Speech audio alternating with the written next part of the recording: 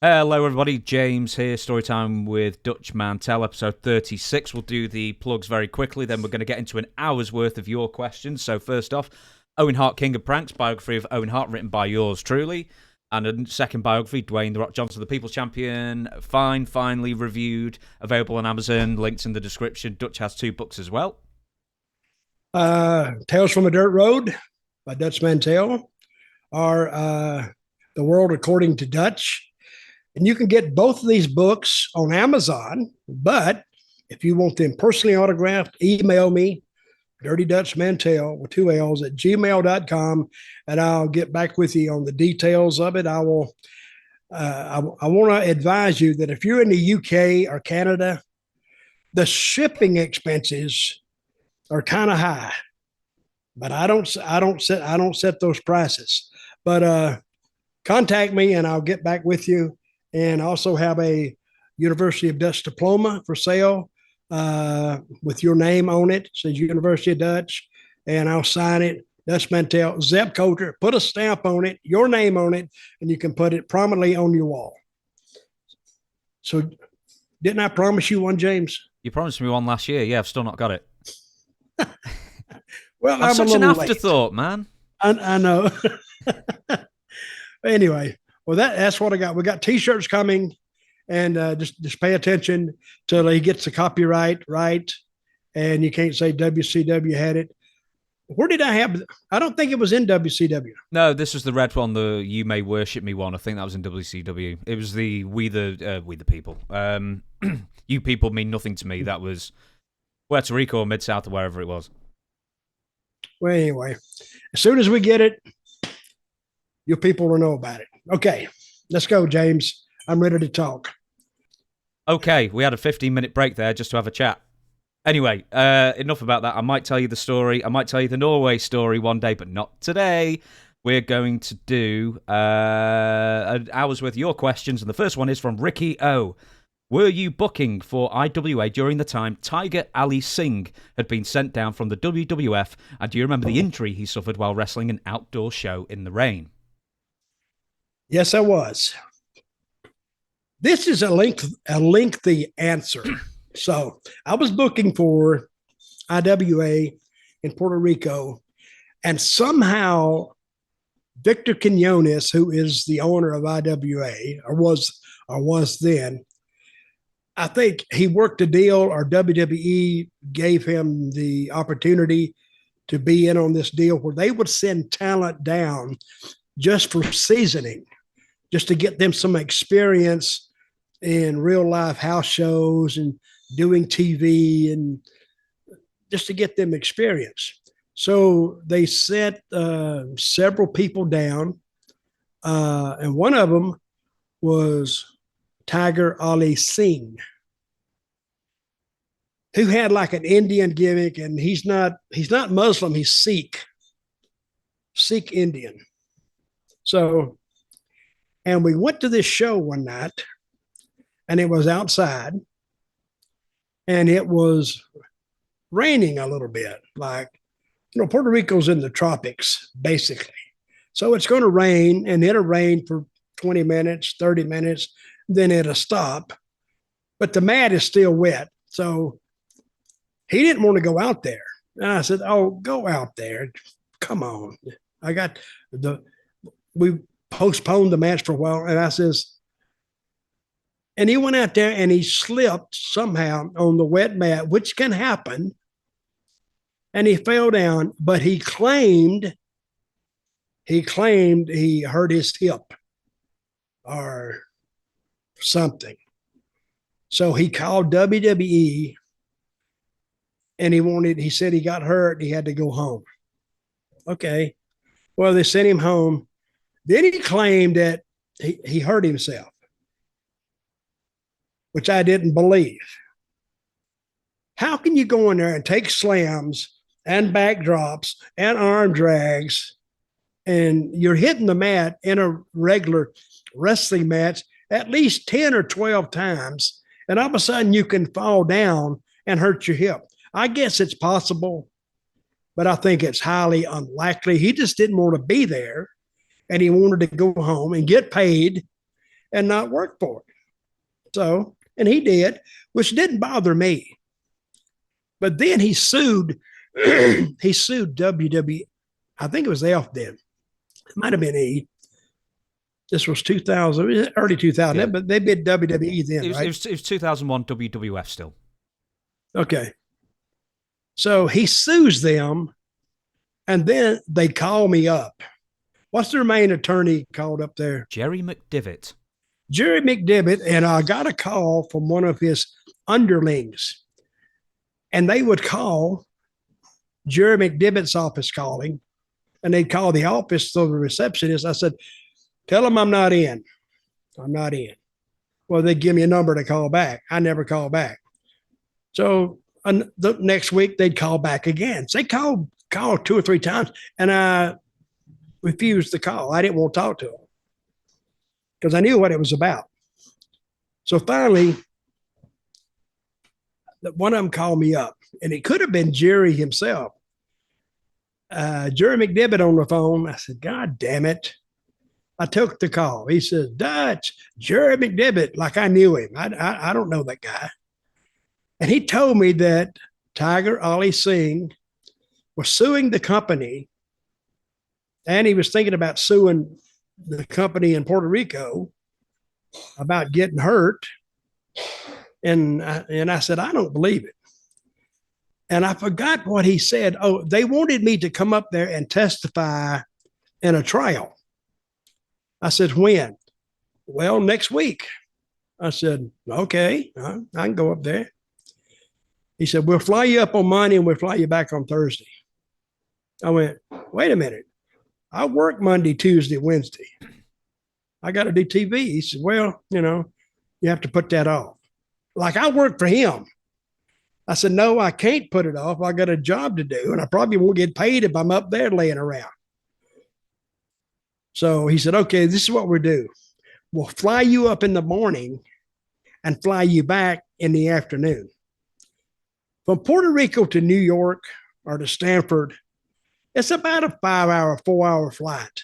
And I'm not spending 8 hours on a plane flying back and forth to settle this deal that Tiger Ali Singh claimed that he got hurt. I didn't believe him anyway. So he kept on. He said, we can, if you want to play tough, we can play tough too. Now he threatens me that we will subpoena you, and if you don't show up, you'll be in violation. So I said this, okay, Mr. McDivitt, I want you to subpoena me, and I want you to put me on that stand up there, and I want you and his attorney to ask me questions. He said, I dare you to do that. So he said, well, we need to depose you. I said, no, I'm not being deposed. And I said, even if you do depose me, doesn't necessarily I'm going to say anything that's going to help you on that stand. So what I said was, you can do that. You can force me to go, but it'd be in your best interest to keep me as far away from that trial as you can keep me. And guess what happened? They didn't bring me up there, because I would have got up on that stand and I would have said, hey, WWE told me to work them hard, work them tough. They get hurt, damn, hell with them. And once I got on that stand, what are they going to do? He's going to win the case. So it was in McDivitt's best interest and WWE's not to call me. Now, I asked him, I said, hey, the time I'm up there, you going to pay me? They said, oh, no, we can't pay you. I said, why not? I'm missing work. He said, well, if we paid you, that would be like, and he's right in this, it'd be like influencing your testimony. So I'm thinking, well, I'm gonna miss a week's work to help you guys. I don't have anything to do with this.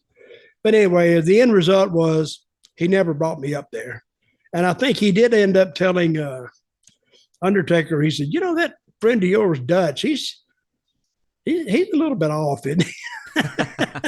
He said, oh yeah, he's crazier than hell. So, but that was the deal. I do remember that though. And I don't, did he win that case or no? Oh, I don't think he I won don't it. even know if he won the case. I was going to, well, this is according to Tiger Ali Singh's Wikipedia, so, there you go. At an outdoor wrestling match, it had begun to rain. Singh went back to his dressing room to change back into his street clothes, and the promoter, not the booker, but apparently the promoter came and forced Singh to go back out to finish the match. Singh was given an ultimatum by the promoter to finish the match in the rain, or he would be fired by WWE.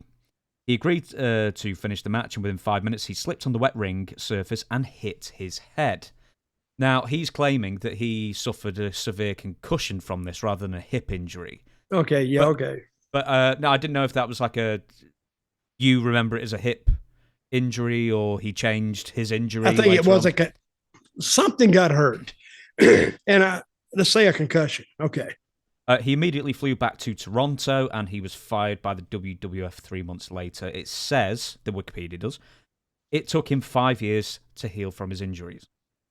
Bullshit. I mean, if he got a concussion, okay, I'm sorry. He went home. People have concussions all the time and finish matches. Just because he got a concussion. If you get a concussion in the ring, is it promotion's fault? If you fall down yourself, I don't know. That's why they had a trial about it, and I don't know if he won or not. But I don't put a lot of stock in Tiger Ali. I mean, I like the guy; he was okay, but by him dragging me into this, I don't like him anymore because I had nothing to do with it. I didn't tell him to go back and finish the match. I think Victor Quinones told him that. But wait a minute. If he fell down, and why would he go back and finish the match? Because it started raining? See, it doesn't make sense anyway. Yeah. You don't stop a match just because it starts raining. You finish the match and come back. If it's raining too hard, you wait a while and you go back out there. I do remember that, though. Crazy. Do you know, when I asked that, I hadn't realised there was such a massive story behind it that you was part of as well. I always remember that, but Tiger Ali Singh, as far as I can tell, was a heat magnet for the locker room in WWF at least. Well, he's a heat magnet anyway because, see, he's the type of guy, his daddy had money, I think, and he was always treated like kid gloves. And since his daddy was a big-time wrestler, Tiger Jeet Singh, he thought he was supposed to be treated differently, I guess. I have no idea. I had never met him before Puerto Rico. And I only knew of his father by reading the magazines. I never heard any great stories about him. He always stayed up in Canada most of the time. And maybe he worked for some Indian promotions, and he might have worked for WWF. He might work for Old Man McMahon. I don't know. But he was a heat seeker and didn't give a shit either. I'll just add this briefly and move on. If you go on Tiger Ali Singh's website, he's still got a website out there. He will describe himself as a former WWF Intercontinental Champion, and he never was. Mm-hmm. It's like, why would you even lie about that? It's like, it's easily verifiable that you weren't. I find that so odd. Well, how many people would actually go on there just to verify? People don't give a crap if you were. Yeah, exactly. I was a Continental Champion too. So it won't even buy you a cup of coffee. Won't even do nothing. People say, oh, shut up. We don't give a crap. Intercontinental Champion to me is just another title for a belt. That's all it is. We will move on. Tim from Lizard Lick. In the Attitude Era, fans obediently answered Steve Austin with Lizard Lick. Is that Kentucky? I think it is, and I think they have a show Lizard on Lick TV. Towing. We've got it. Yes, Lizard Lick Towing. I don't know if it's a real place. It probably is.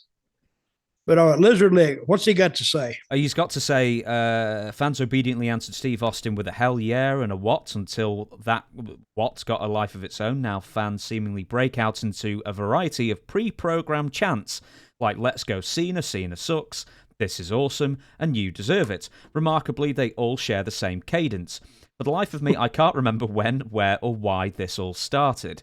Is it organic, or do the promotions encourage it, or even start chants like these? I await your learned response.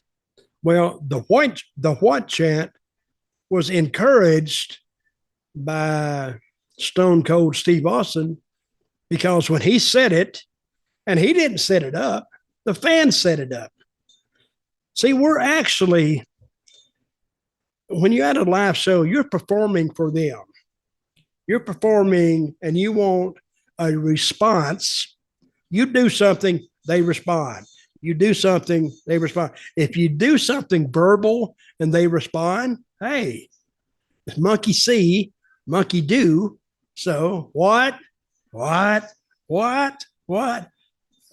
And it just, and when they saw that one time on TV, that's all it took. One time. And they'll be doing it in all the house shows. Or You Deserve It. I think somebody started that when somebody got an award. What was the other one thing you got? Let's Go Cena. Cena sucks, that one. And that was organic. That they didn't start that. I don't think that's the fans who started, but they do encourage that, because now you get the fans involved, so it sounds good on TV. WWE NXT, when they came over here, We've Always Got Better Chance, and there's a wrestler still wrestling called Bailey, and there's a song called by DJ Otzi or something that goes, hey baby, ooh, ah, I want to know if you'll be my... And they just changed it to Bailey and sang it through the entire match. It was like, dude, UK chants are so much more creative, man. So, and who was in the ring? Bailey? Yeah, Bailey and somebody. Well, that is a better chant than what they do in America. Yeah. It's very melodic as well. I'll move on. So that's probably the first time I've ever sang on this podcast. Immy in Oklahoma. Hey, Dutch, during your years as Zeb in the WWE, did you ever work overseas? I know you did, because you're in the UK, Germany, Italy, Japan, etc. If so, did you have to change your approach to get heat in other countries as Zeb? It seems like you could only really get heat in North America with that gimmick. Well, that's wrong. I didn't really get heat, but I got a hell of a response. But the people liked me and Swagger over there, because I would go to the ring, and to make it, I'd always used to do this. Say I was in, I don't know, Manchester. Name another big British town. Birmingham, London, Leeds, Birmingham, Glasgow, Edinburgh. Okay. I would be in Manchester, and I said, it's great for me to be in Birmingham. Let's say Birmingham, yeah. Yeah, I say, I'm in Manchester. So I said, hey, I consider it a great honor to be standing here in front of you in Birmingham tonight. But I wasn't in Birmingham. I was in Manchester. And said, hey, you moron, you're in Manchester. And then, that would get them going. But then I would go and I would do a little bit of history. I said, if it wasn't for the United States of America, every one of you blokes sitting out there would be speaking German today. That got heat.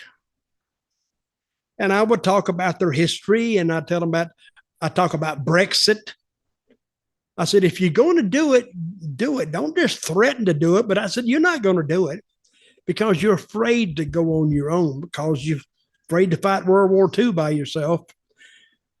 Just a couple of those, and I had them. Not necessarily wanting to kill me, but they were really strongly disagreeing with what I was saying. But when I would get ready to wrap it up, I said, I want every real Englishman in this crowd to please rise and put your hand over your heart and say along with me, God save the Queen. They'd always hop in on the Queen because he wanted me to say, we the people, but I'd say, God save. Now they knew where I was going, the Queen. Thank you very much. And we get out of there. But it wasn't a lot of heat. They really, and I told WWE, I said, guys, with this gimmick, I may have said this before on this show, but all the agents told me they're going to hate you. They're going to hate you. I said, I don't know, because remember last week I said, when y'all look out of the crowd, I see America. I said, when I'm talking about America, I said, I don't think those people hate me. I mean, I'm talking some politics that they're agreeing with. And I don't know why WWE doesn't do more politics like that, because We the People, its entire conception was from the Tea Party. When the Tea Party started to get a little bigger. Tea Party named after the Boston Tea Party, I guess. But I would go out there and they said, did they hate you? I said, oh, yeah, they hated me. They didn't hate me because 3/4 of them got up when I told them to get up. Say, we the people. And now you don't get up when a heel tells you to get up, because they didn't hate me. But I didn't tell Vince, and I didn't tell Triple H, and I didn't tell none of them, hey, I think the people are liking me. And I've said this before, you can know too much for your own good. So, but it was their idea, and his idea I carried out. And I really enjoyed my time with We the People and Jack, because I think it was one of the more creative angles that our characters they've had in a while. And hopefully we'll have Jack on soon as well. But we'll move hopefully, on. If he get off his fat ass. He can sit on his fat ass and do the Zoom. He doesn't even have to get up. Oh, yeah, that's right. He don't even have to get up. I'm going to tell him. You don't even have to get up and move around, Jack. Next question, Alexander G. Ramos. Dutch, I want to thank you for your time and words of wisdom. As someone who used to watch wrestling in the 80s as a child, these wrestling shoot interviews are more exciting than the current product. I agree. I wanted to ask of you if you had ever seen any backstage or out of the ring skirmishes with Rick Rude. No, but I've heard of them. They said he was a one-punch artist. He had a hell of a punch, and when he would straighten one out on you, that's it. Now he came out of Minnesota with the same place the Road Warriors came from. Nikita Koloff came out of Minnesota, and there was a few more Minnesota guys. Hennig. And they all say, of all of them, who's the toughest? They all would say Rick Rude, because nobody would mess with Rick Rude. And, sometimes when you get a reputation like that, nobody wanted to tangle with Rude. But Rude was a nice guy. You go out there and he'd work his ass off. But I imagine that if you got in a tussle with him and he straightened one out on you, yeah, he wasn't. They call this tendon strength, because he was kind of lean and no fat on him. When he straightened one out, that's it. And I never wanted to be on the other end of the one that he straightened out, because you'd be laying on the floor knocked out. But he was a good guy. Came into Memphis when he was really, really green. I think he came straight from Minnesota, had a girl with him, and wanted to learn. Now, he didn't know a lot, but he got in the ring every day, and that was his training, basically. And he watched the matches. And so anytime you get a chance to learn and you're green, watch the other matches, listen to your opponent, because most of the time they're going to put you with an experienced guy anyway to lead you through it. So, and I worked with Rick Rude 50 times and never had a problem with him. Oh, so he beat me 48 times. So we trying to get him over, but nice guy and actually easy to work with. I was going to say, we were talking last week about bodybuilders, just bam, bam, bam, laying it in. I mean, he was bodybuilder-esque in the sense. I know he was like slimmer, but he had a great body on him. Was he sort of very, very clubbery as well, or did he not have that with him? No, he would, you could teach him. See that big bodybuilder I was talking about last week? No, you couldn't teach him nothing, because I think a lot of that muscle was in his brain. See, there's a thing about wrestling I think people don't understand. It is the premise behind it. It's supposed to look good without hurting you. And when you go to the ring, you're almost like a doctor. When a doctor takes his Hippocratic oath, it is to do no harm. Well, a lot of wrestlers need to take that prologue up and saying up to not to hurt anybody. Because, when you get somebody and you can tell I could tell when I locked up with somebody if they're the shits or not.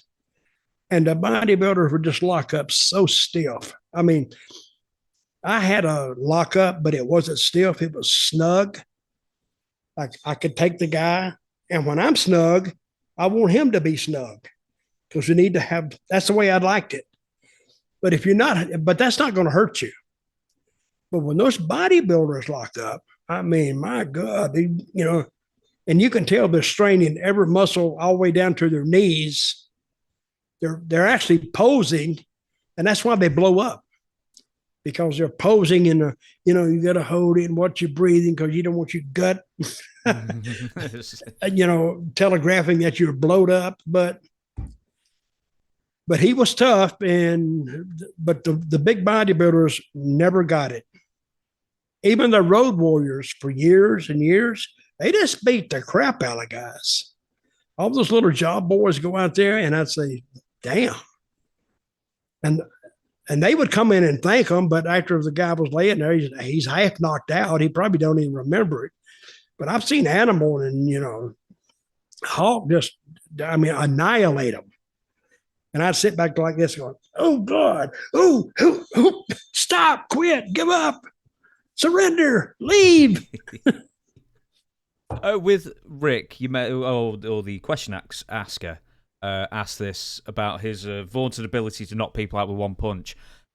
Did he have this reputation in Memphis, or did he sort of build on that reputation in Memphis, or did he have fights with other wrestlers, or just other people telling you? Not that I know of. His Memphis was built in Minneapolis.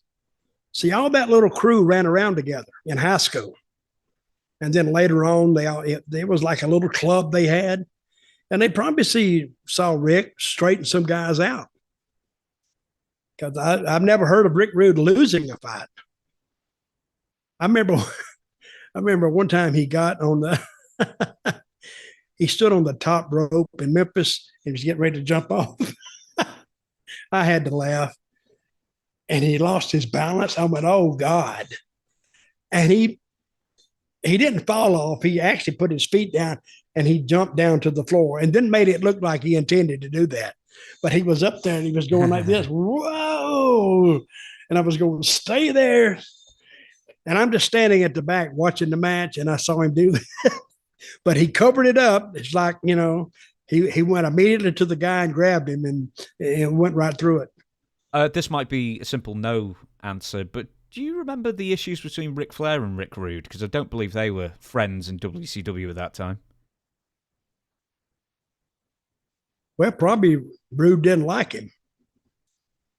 Because I'll tell you what happened. If they had trouble between them, that was called Ric Flair high-hatted him. You know what I mean? High-hatted him. Like pull rank on him or something, or who are you? Or,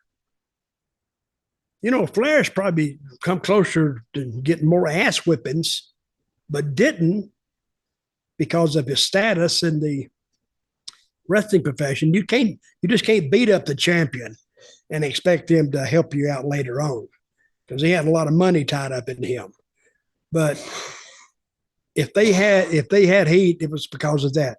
What, did you hear of a specific incident? Absolutely nothing. I just know there was something there. But we won't dwell on that because I don't think either of us know. So we'll move on to the next question. Corey, hi Dutch. I was wondering, what was your reaction to Jimmy Valiant having his last match at 79? Thank God. But Handsome Jimmy is a study in just personality. If you went in the dressing room, now you know how full of energy Valiant is when he goes to the ring. And on the interview, hey, daddy, hey, blah, blah, blah. I mean, he was up. And he was just high energy in the ring. He didn't go long, but the people enjoyed what he did. And but in the dressing room, you think he took a damn downer pill. He took a sleeping pill or something. He said, and he never spoke loud. He said, hey, brother, love you, brother. As soon as he hit that door, he come alive. And then it was like 0 to 100 in like 2 seconds. He'd be at the door waiting. I love you, brother. Hey, yeah. And he'd just come bouncing out the door. But Handsome was, he knew how to do an interview. He knew how to get over. His matches weren't long. I brought him to Puerto Rico one time. And I think Savio says he was his partner. And Savio had brought in Handsome Jimmy to help him fight these other two dastardly heels. And Savio explained, he said, I think we should just get right into it. I said, what do you mean? He said, I think we should hit the ring and just start it right there. I said, let's do this, Savio, because let's let him dance around and go around, because everybody's drinking beer. Everybody's in a party mood. So we let Handsome Jimmy dance down one side of the arena and across the backside, come down the other side, then go in the ring. Hell, that took 4 minutes. And the people were up. Then when they hit the ring, it exploded. And it would have probably exploded from the first to be started fighting, because it was a pretty hot angle. But the people enjoyed him going around, and they was giving him beer. He don't drink beer, but he would take it act like he'd take a sip and hand it back to him. And the people loved that. And I got back dressed to him, and Samuel says, well, I never doubt you again. He said, that was the best part of the match. Him just dancing around. He had a great entrance. He drew a ton of money. And he drew a ton of money years ago in the old WWF. I think he had a brother, Johnny Valiant. He had two. He had Johnny, Luscious Johnny V, and Jerry Valiant as well, was a third brother that Jerry Valiant was, he was later. But Johnny, they drew a lot of money in New York with that same gimmick.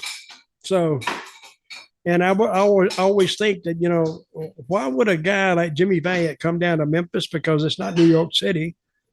And he must have given him a guarantee or something, because he was there and he was over big time. Our next question is Perry Horton. I thought I would list below some of the people you and Dutch can touch on, if possible. Thanks for your time. I only picked one. He gave me a big long list, but I've only picked one because I thought this was interesting. Your opinions on J.J. Dillon as a manager in the office, WCW and WWF as talent relations as well. J.J. Dillon is what I call a politician. I don't know how he got in the business, but he was in the business by the time I got in. And he was like a wrestler, but he didn't look like a wrestler. He did, but he didn't. And his actual talent laid in talking. And that's why he became a manager. When he worked with before WCW, he worked in the Charlotte office. He was, he set a lot of things up. He was actually the booker. I didn't know this about a year ago, that he would book the main events, and he would book the Road Warriors and Dusty with the Rock and Roll Express against the Russians or the Andersons. And that's all he'd do. He'd book one match, Dusty would, and then he would come and give the list of the other matches to JJ, and JJ'd work the rest of it out. That was and that's how he learned to book. So he was really, I think, a mind behind. He figured out a lot of stuff that normally the booker would figure out, but he was a booker like behind the scenes, and nobody ever knew that. So if somebody didn't like a finish, they'd blame Dusty, and he wouldn't tell them different, but it was him. JJ, he was a good guy too. Did you work with him in Florida at any point? That's where I met him. He was a wrestler then. And I guess he was J.J. Dillon then. He teamed up with Roger Kirby for a while, the two blondes. And they had a pretty good little run there. As far as J.J. in the WWF, while you were in the WWF, he was head of talent relations at that point. Yes, he was. And I suppose, in a sense, he was maybe your direct boss. I know Vince McMahon's the boss, of course, but JJ would be the person you go to for a various amount of things. So what was he like in that role? He was good. He wouldn't, but he had been a wrestler, so he knew what the traveling was like. And when you went to him with something like that, he would listen and he would try to solve the problem. He was actually pretty good. And in Charlotte, when I worked with him there, this is before WCW, Crockett, he would hire a plane, a little Gulfstream 9 or whatever, but you could get like, I don't know, 14 guys, maybe 16 on it. And I used to tell him, I'd go in the office or I'd call him. I said, JJ, get me on that plane, man. I don't feel like driving today. He said, well, I can't promise, but I'll see what I can do. And he got me on the plane. Because you'd meet a plane, and I may have said this before, sometimes it'd be a 3-hour trip. A plane is like an hour. And you get on the plane, you land, you got some people there to pick you up, take you to the arena, and take you back, get on the plane. Instead of being back at 3 o'clock in the morning, you're back at 1 o'clock in the morning.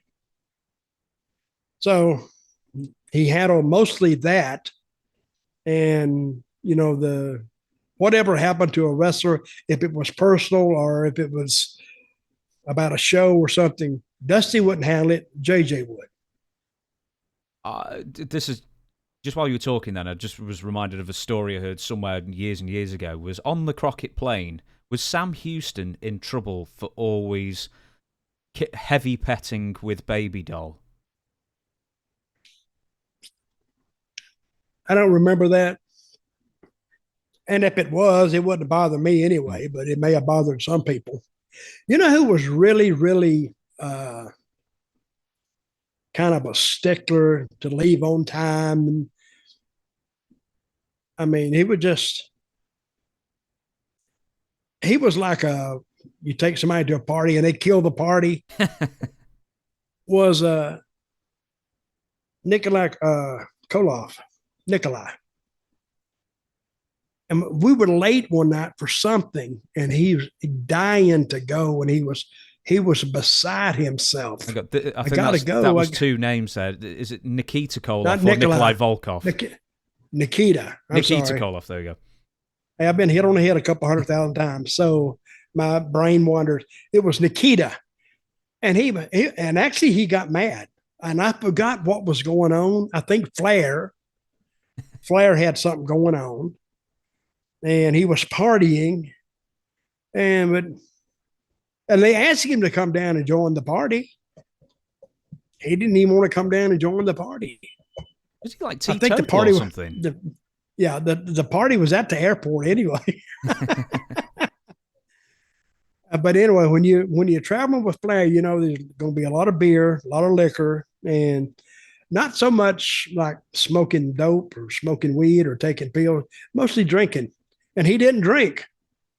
He wanted to go and get back home, get up in the morning, go to the gym, then leave the next day and go to work. So that was his outlook on the wrestling business. Anything that kind of involved his schedule getting rearranged, he did not like it at all. He was one of the Minnesota boys, wasn't he? Or was he? He was another one. Yep. They had another one. They had another Koloff come in. This is another stiff bastard. I can't even remember his name. He wasn't there long. Russia Khrushchev. He was good. It was another one, but he wasn't there long. Thank God. He was horrible. You couldn't move him. He would beat the crap out of you. There was a match in Asheville, North Carolina. It was me and Jaggers and somebody, a 6-man tag, versus Nikita, Ivan, and their cousin. My God, I swear to God, he hurt me. And I swear to God, I almost just wanted to fall out of the ring and sell whatever was hurting and just take a hike to the dressing room. That's how bad he hurt me. Now, when I got back in the dressing room, did I say anything about it? No, I didn't, because he weighed about 400 pounds. No, not that big. He weighed about 300 pounds and he was jacked up. So I said, they said, did you get hurt? I said, yeah, a little bit. I didn't really, focus on it that much. But I actually wanted, the first time ever in my life, I just wanted to leave the ring. So I'm trying to think what it. Alexis Smirnoff. I'm not even sure he was in the NWA or something. what was his name? It wasn't Alexis Smirnoff. I'm gonna find it out. Yeah, it's going to bug me now. I'm going to ask some more questions about Nikita Koloff. Was it tiresome? I've spoke to Nikita. He was a lovely, lovely man to talk to. Was his always talking in a Russian accent really tiresome? Oh God. I mean, I went to the gym one day and I took my daughter with me, and I forgot, that, and he saw her with me, and I forgot, go ask him something. And I forgot his real name. Scott something. Scott. And I said, ask him, is his name really Scott? I'm kidding him. She walked over there and she's like 10 years old. And he got mad at her. Don't you come over here and talk to me, or something like that. Well, I didn't say nothing to him in the gym, but at that night, I went, hey, Scott. I said, that was my daughter who came over today. And I said, you were rude to her. Oh, brother. And he did. He gave an apology, but still in the Russian accent. I am sorry. I did not mean that. I did not know that was your daughter. Now you get he talked like that. But I will give him credit, because at least he kayfabed the fans, because they actually thought he was Russian. And that's what you got to do. So I'm not taking it away from him, but it got a little tiresome when he talks to, you give him a finish. I take you back into the ropes. You're talking you're in the dressing room.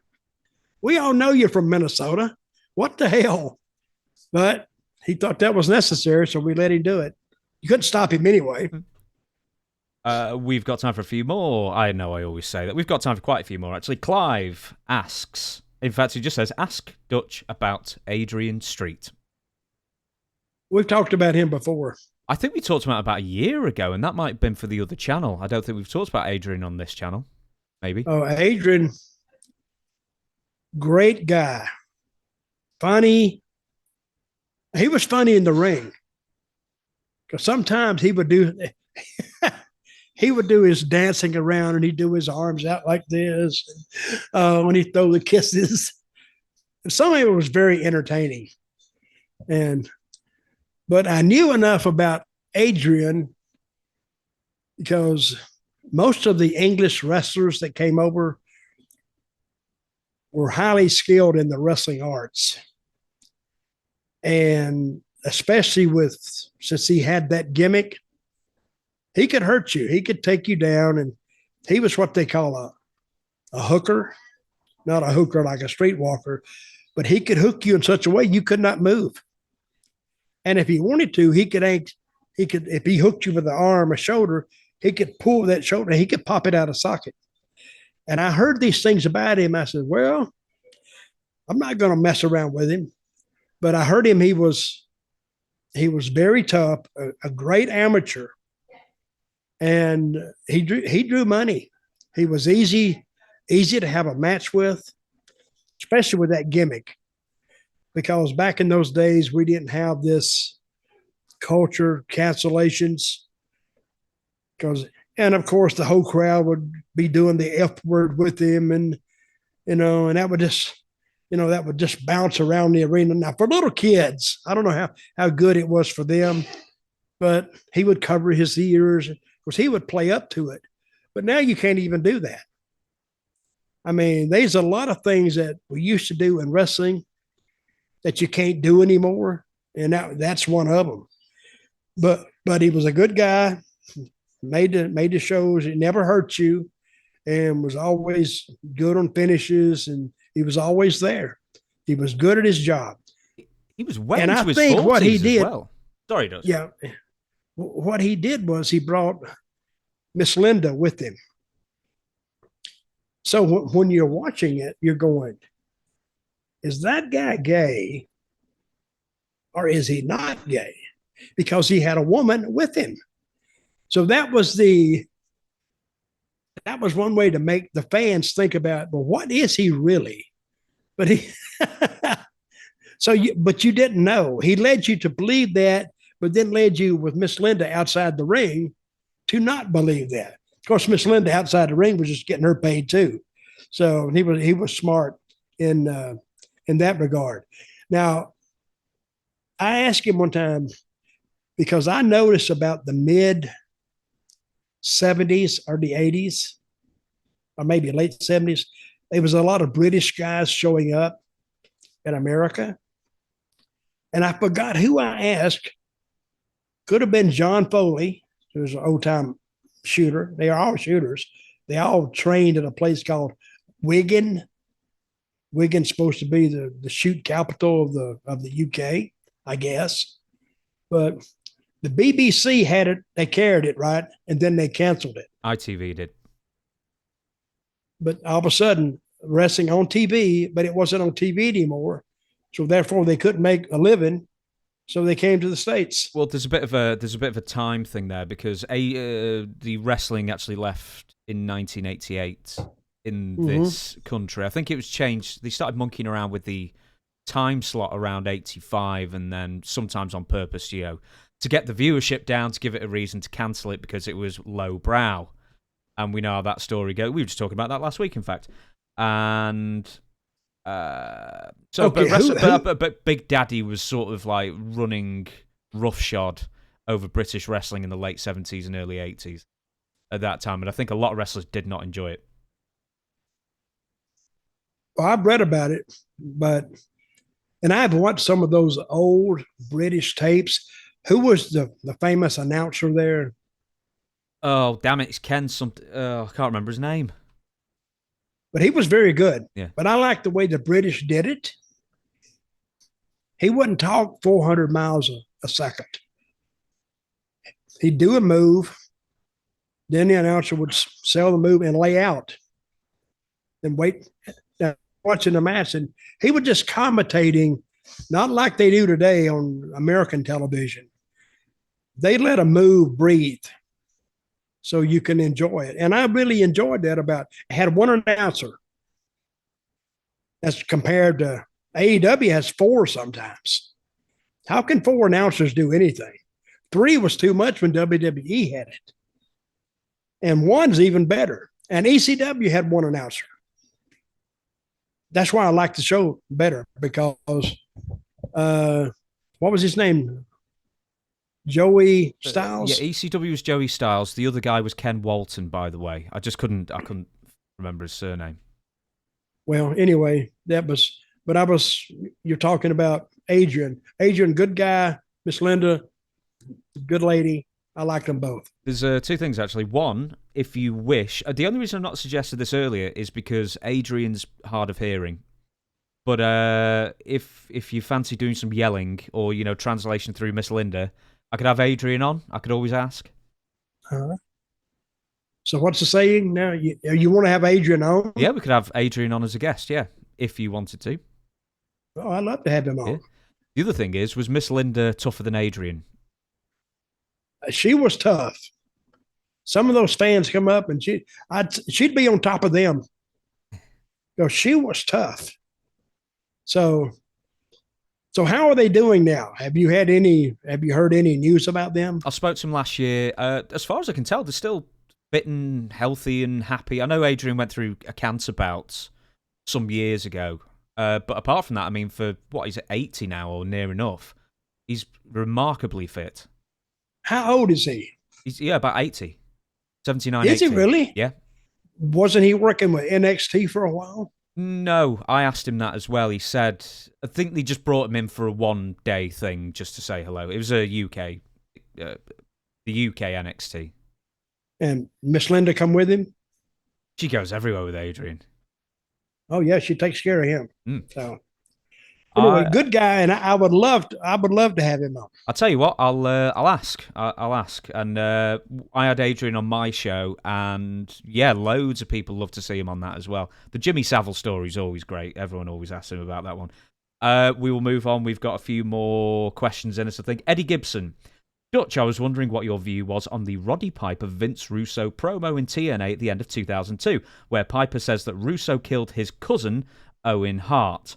Russo is then held back by the Harris brothers. Do you think this was all pre-planned? Which apparently it wasn't. Or did Piper really hate Russo at the time? Well, when they did it, I was there. And it looked pretty much like a shoot to me. And as far as the Harris brothers holding Vince, I doubt if they really had to hold him. But Piper to beat the hell out of him. But I wondered what was the purpose of that? You know what I mean? It's bringing up something that only hardcore wrestling fans know. I guess everybody knows now. But I never really understood the purpose of it. It didn't get either one of them over. And I didn't even know, because did they do anything even after that with it? No. I don't know. I don't know what the purpose of. I was in creative when they talked about doing it, but it's okay with me. Apparently they had talked about it before, so that was their deal. So whatever they wanted to do, I never got it. I've got some extra information for you. Piper goes out and buries Russo, which was not planned. So the reason why Piper was there was because he had a book out, and I actually watched Jeff Jarrett's explanation of this, and he said Piper called up the office and said, "Can I come on? It's free because I'm doing book promotion." And then they essentially said, "Well, here's a microphone. Be nice about TNA, say what you got to say, see you later." He gave him very little direction. And then after a few minutes, he starts just absolutely crapping on Vince Russo. And then Russo comes out, and apparently, according to Jeff, this was also not planned. And then at some point, they have a big argument, and then Roddy Piper says, "You killed Owen Hart, you killed Owen Hart." And then there's a sort of holding back of Russo, or maybe not. But, yeah, anything I've said there jogs the memory. No, I remember it happening. I thought they'd had it all worked out. That's how believable, and it was a believable interview. It was, I believed it, and I was there in the back. So, and it sounded like a shoot, which now I found out it was a shoot. But I'm thinking at the time, why would they bring that up? Because how are we going to handle? I was just remember I told you at TNA where I would go most of the time. Catering. To catering. Mm-hmm. They didn't have catering then, so I just went out to a little corner by myself and just sat down and said, "Well, that's their deal." Remember I told you last week, if I wasn't involved in something, I'd just stay away from it. Well, I mean, if you're in the back, did you see either of them come through the back and the immediate fallout from it? Was Russo really upset for ages afterwards? Well, Russo's always sometimes upset. And Piper sometimes I thought they were just, I didn't pay any attention to it. So you see so much stuff in the back. Is it real or is it not real? I didn't give a crap if it was or not. Now, if they'd have come to blows, which I doubt that was going to happen, then I said, well, maybe it was a little more real than I thought. Anyway, but they didn't fight backstage or anything. And I don't remember them even coming face to face. Of course, I could have been somewhere else, but I'm gonna call Ron and Don up and ask them. We should have Ron and Don on this show as well. We've considered that. We've got 3 more questions. We'll see how many we get through before the hour is up. DG. Dutch, how about some Ron Wright stories while they're in Smoky Mountain Wrestling? Also in Memphis, the time Jimmy Hart dumped a bag of flour over Lance Russell. Seems like Lance was really upset with that. Thank you. I don't think that was planned. Which one's that? The flour over the Lance Russell thing. I think he just did that. And I think Lawler, because Lawler liked to rib anyway. And he talked Jimmy, I think, into going out and dumping the flour over Lance's head. Of course, Jimmy said, I didn't mean to do it. It was just, I forgot the top was open or something. And that's how they got, of course, Lance didn't believe that, of course, but it was actually great on TV. You see Lance walking around. with flour on his head. What was the other part of your question? Oh, well, before we do that, let's talk about Lance Russell. Was he always getting ribbed by people? No, not really. I hit Lawler a lot because they were friends, and they were friends a long time for Channel 5. I think Lance was at another station, and I think that's when Memphis was owned by two guys. It was owned by Nick Goulas, and Jerry Jarrett had he was the son of Teeny Jarrett. She worked in the office for years. And then it come time, Lawler and Jarrett saw how much money they were drawing and how much money they were making through their work because they booked that end. And they decided to pull apart from from Nick, and start their own. And it was the greatest move both of them ever did.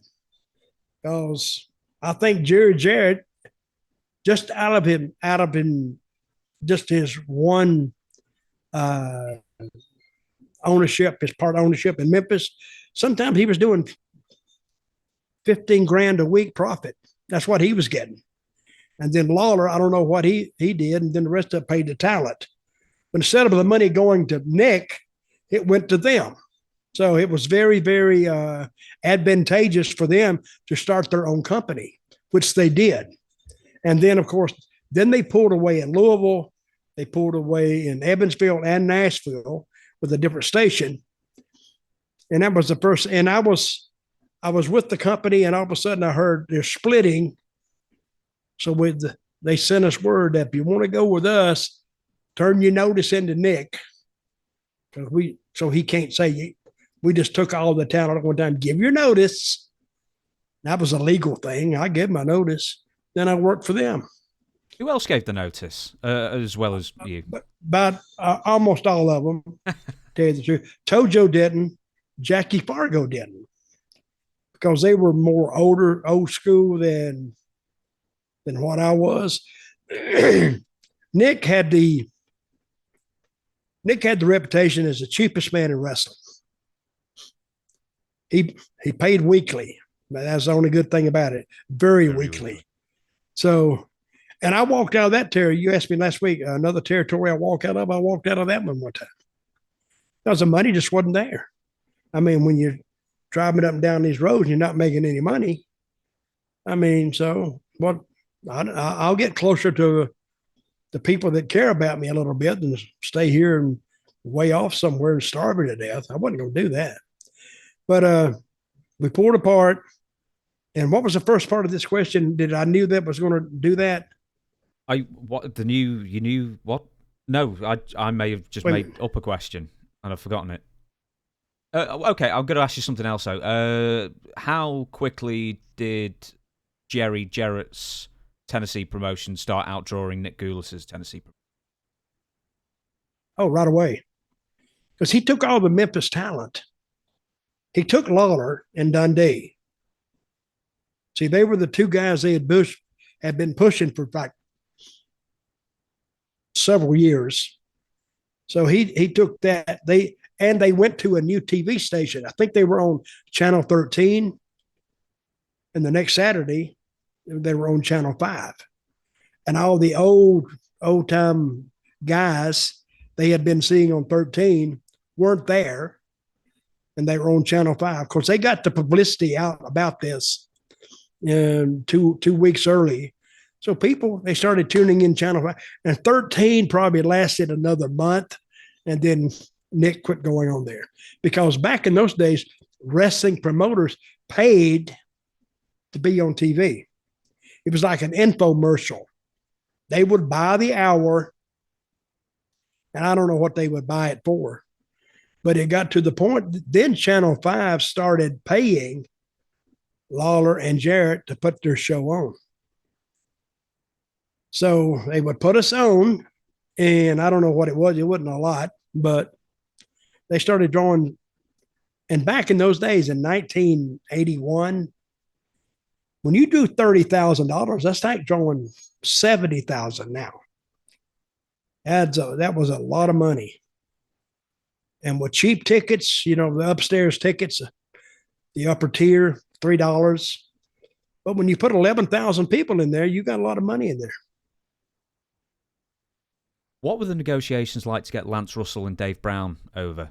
Because didn't they move channel as well, like permanently to do the news and the weather and whatever on the new channel? Yeah, Dave Brown did. And I think both of them did, to tell you the truth, because Channel 5 got a new director.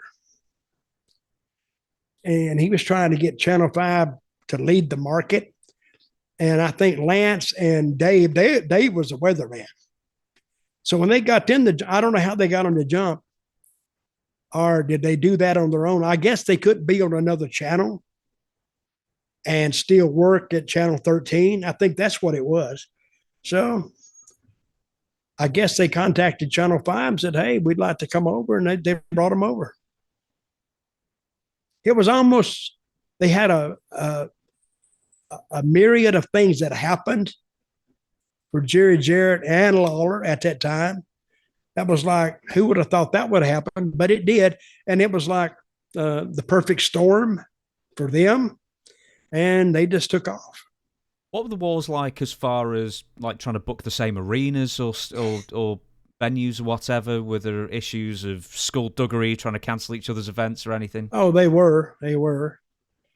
Like, we ran the same arenas. But Vince Nick, up to that point, he couldn't run Mid-South Arena because he wouldn't draw enough. He'd lose money. And he couldn't run Louisville because of the same thing. They changed stations in Louisville, Evansville, and Nashville. So, and another hot market in those days was Lexington, Kentucky, in the Rupp Arena, which is where Kentucky basketball is. Seats 21,000 people, like the biggest arena I'd ever been in. And I think it probably is still one of the biggest arenas I've ever been in, because I've been in the Garden. I only think the Garden holds 20,000, but Rupp Arena holds 21,000. And they would do they'd do a half a house. They do 10,000 people there. And you would think Lexington, Kentucky, being a college town, wouldn't really be that hot of a wrestling town, but they had a good TV station, and that town was really, really fun to work because these was like newer fans. Lexington, Kentucky came late. It wasn't an old-time wrestling town. It became a new-time wrestling town when they put that Jarrett and Lawler tape in there. And then it took off. And I think the only way that Nick was competitive, he ran Nashville for a while. And I think he closed up about a year later. He tried to run Birmingham for a while. That was a town that Jarrett didn't want. He said he didn't want it. And I think Nick Gillis ran about another year, and then he closed up shop. We will ask one more question, and then we will close it down. Darren Bennett, what was the most fun Dutch ever had as a professional wrestler or manager? Oh, I had a lot of fun, a lot of places. Because I worked at a variety of places that ordinarily you'd never see. Like that percussion match, orchestra match in a performing arts center. I've never been in a performing arts center in my life. But I get to go there, and I actually get to perform. And a racetrack. We had matches on a racetrack where they'd put a ring on the back of a flatbed truck, and you'd get in and start wrestling, and it'd make one lap around the track. And I've told you this. We Dirty would do White it there. Boy, wasn't it? A Dirty White Boy it was. And we would I did this one time. It was what do they call those monster trucks? I wrestled at a monster truck show. So I went out there one time, and they said, hey, go, go, go. And I said, how long? They said, we'll tell you to stop. Something had happened. So I get in the ring. I'm against Robert Fuller. Ding, ding, ding. And here's Dutch Mantell. And he's against Robert Fuller. Ding, ding. They rung the bell for us to start. We started, and we circled once and twice. Ding, ding, ding. The match was over. We hadn't even locked up. I said, well, I guess we're done. Got out and left and went back. I said, we didn't do nothing. They said, yeah, but the truck, they fixed the truck. We're ready to go. And I did that a couple of times. You ever been to a monster truck show? No, it's not really big monster truck country here. There must be some somewhere, but. Oh, it's the boringest shit you've ever seen. A big old truck comes out there with those big, huge tires, and they're bouncing all over the place. And they repeat that 3 or 4 more times before the show's over. But I don't know. You got to be a massive monster truck fan to even sit through that. Yeah, it doesn't strike to me as that much variety to keep you entertained for 2 hours. It's not. I don't even know how they do it, to tell you the truth. Now, some of that other stuff where they fly through the air and on the rings, on the bikes and all, they are really, really good to keep them getting killed. But those monster trucks, if they turn over, they're built to turn over. So as long as you're strapped in, your head won't hit anything, I guess. They wear helmets too. So, and I found out they had this one truck called Bigfoot, and Bigfoot was their big star. Then they killed it for me by telling me that they had 7 Bigfoots, and because they run about 3 or 4 arenas a day. Like one crew would be on this road here, on this circuit here, then another crew with another Bigfoot. He'd be over there. They'd have like 4 crews and all of them, they all had a Bigfoot in them and all the other characters.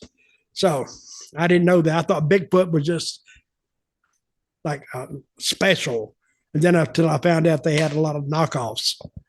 Bastards. You watched South Park back in the day, didn't you? I watched South Park some. Did you ever see the episode where the kids go and see Slash from Guns N' Roses at the mall? And then they found out that the next... it's a really good joke. It's one joke. They go see Slash at the mall, and then they find out that 3 towns over, another Slash is there at the same time. And they say, how can this be? And it turns out that there's thousands of Slashes all around the world that play in malls all the time. But see, people don't realize that. That was true. The thing about a wrestler, you can't have a wrestler appearing here and then over there. You can't have a knockoff because people can tell the difference. So there's enough doinks, like Doink the Clown or something, like a mask. Well, you can have that, and mask guys. You can have mask guys.